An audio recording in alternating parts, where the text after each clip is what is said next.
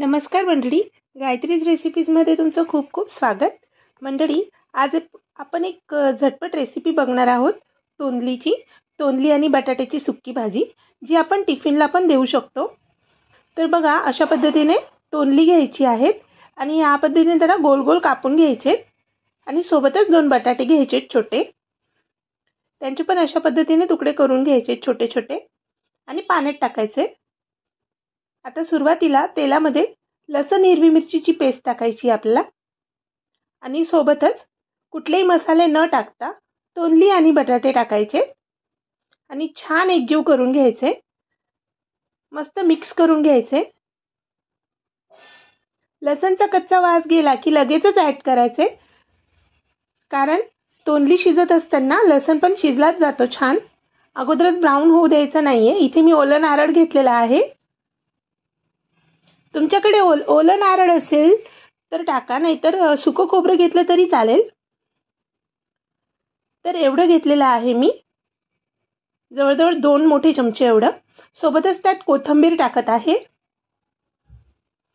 आणि मिक्सरला छान बारीक वाटून घ्यायचे. तोपर्यंत तोंडली आणि बटाट्यांमध्ये छान लसणची आणि हिरवी मिरचीची एक मस्त वाफ बसली गेली आहे. चेक करून बघायचे बटाटे शिजले आहेत की नाही. नसतील शिजले तर अजून थोडा वेळ होऊ द्यायचे. तेलातच होऊ द्यायचे. हे छान मिक्स करून घ्यायचे.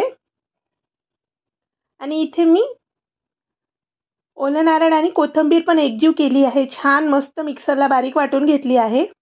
आता काही मसाले लागणार आहेत. बटाटे आणि तोंडली थोडी शिजल्यानंतर त्यात हळद ॲड करायची आहे. काश्मीरी लाल मिरची पावडर रंगासाठी यूज करत आहे इथे मी फक्त. हिरवी मिरचीमध्ये पण तुम्ही बनवायचं असेल तर फक्त हिरवी मिरचीमध्ये पण बनवू शकता. चवीपुरतं मीठ टाकलेलं आहे मी इथे.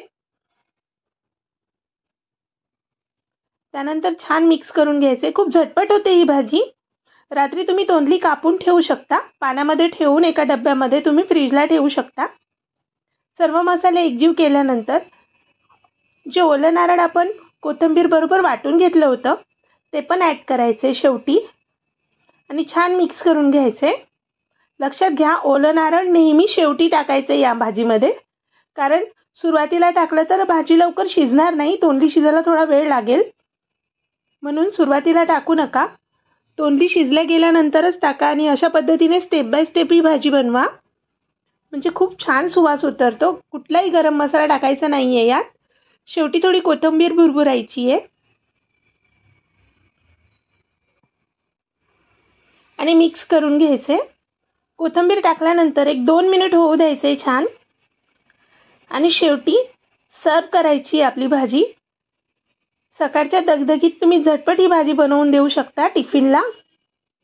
मस्त अशी सुक्की भाजी होते. टिफिनला नसेल द्यायची तरी घरी पण अशीच बनवून बघा एकदा, तुम्हाला नक्की नक्की आवडेल.